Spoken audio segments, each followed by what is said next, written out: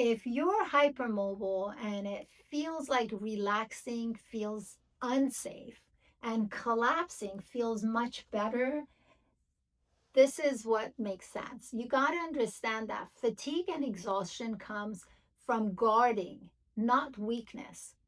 As a hypermobile individual with connective tissue disorder, it's your muscles, which are not connective tissue, that are doing a lot of work. So that tension that you're feeling, that fatigue that you're experiencing, is partly as a result of your muscles being overworked and exhausted.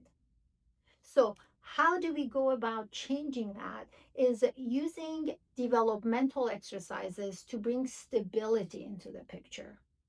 So you may think, well, I have connective tissue disorder. How am I going to stabilize something when I don't have the right connective tissue? That's a very good point. However, instead of going after one muscle and loading it constantly, if we team up the right body parts to support the move, then you're distributing the task over a wider range, and that comes with more stability. I treat joint hypermobility in my practice, and I use developmental exercises, the same steps you took as a newborn to become a running toddler. In fact, what you did and what I did as a newborn are identical to every walking human being on the planet Earth. That is the manual of movement, that is the manual of stability and coordination and functionality. So that collapsing that you're feeling, that feels better, means the muscles, you're not relying on your muscles. That means that you are relying on your bones to stop you. And that is highly damaging.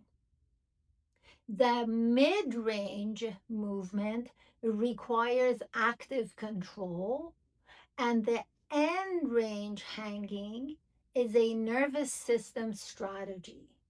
So once again, we don't want to be collapsing, but it's difficult to stay nice and upright because of what I just mentioned. And the approach comes from managing movement, which is the first step in managing hypermobility. So safe movements are the key, and safe movements at this juncture are not strengthening exercise or stretching exercises. You cannot skip a step, an absolutely necessary step of laying proper foundation and mechanics in movement. Hope this made sense.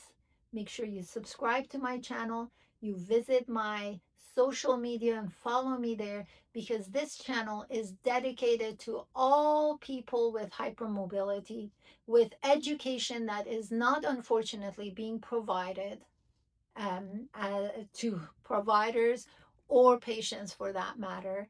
And we all have to chip in, step in, to make sure that we become more educated and we become more equipped with proper tools to handle our lives much better.